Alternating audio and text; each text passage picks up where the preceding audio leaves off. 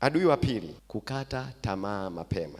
Habakuki 2 kuanzia mstari wa 1 mpaka wa 3. Adui nimesema ni kukata tamaa mapema. Nimezungumza mtu ambaye hana maono, akikutana na changamoto, akikutana na kikwazo, anaishia hapo hapo. Hatafuti namna tena nyingine ya kubadilika. Hatafuti namna nyingine tena ya kubadilisha. Hatafuti namna nyingine tena ya kujua kwamba anapitaje pale. Kwa hiyo adui wa maono ni kukata tamaa. Mtu wa Mungu, usikate tamaa. Yaani usione kwamba hauwezi. Unaweza. Ila ni vile tu umeamua kujidharau. Unaweza. Usikate tamaa. Kwa sababu ukikutana na changamoto, tafuta namna ya kuitatua. Usiishie hapo. Nimetoka kuambia mtu ambaye amefanikiwa ni mtu ambaye anakimbilia changamoto. Ni mtu ambaye akiona changamoto hii kwake ni furaha. Yaani ni mtu ambaye akiona changamoto hii kwake anasema yes, hapa kuna mafanikio. Kwa hiyo unapoona changamoto, furahia. Furahia kabisa, ona kabisa hapa ndiko ambako natakiwa kukaa. Kwa sababu sehemu yoyote yenye changamoto ndio ambayo ina mafanikio mazuri. Lakini sehemu ambayo haina changamoto ni sehemu ambayo ina mafanikio mabaya. Kwa hiyo usikate tamaa.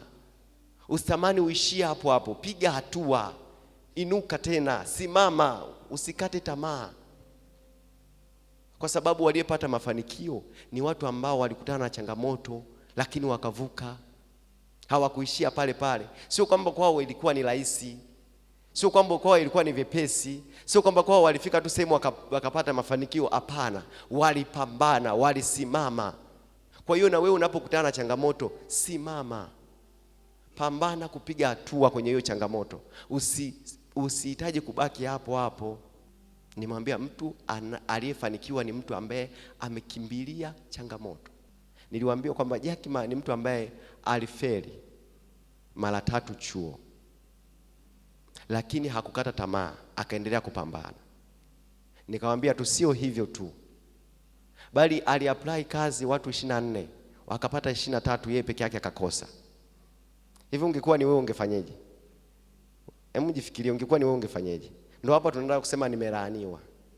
Tunataka kusema hivyo, nimelaaniwa. Kwa nini wapate 23 mimi nikose? Kwa nini kwenye 23 mimi nisingekuepo? Lakini yeye hakutazama vile, alijitazama tofauti.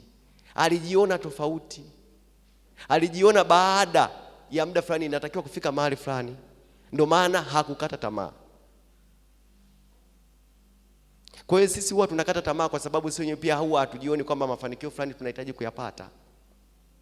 Ukikutana na changamoto unakata tamaa. Ukikutana na kikwazo kidogo unasema hapana, ndio nimefikia hapa, ndio mwisho wangu. Hakuna. Pambana.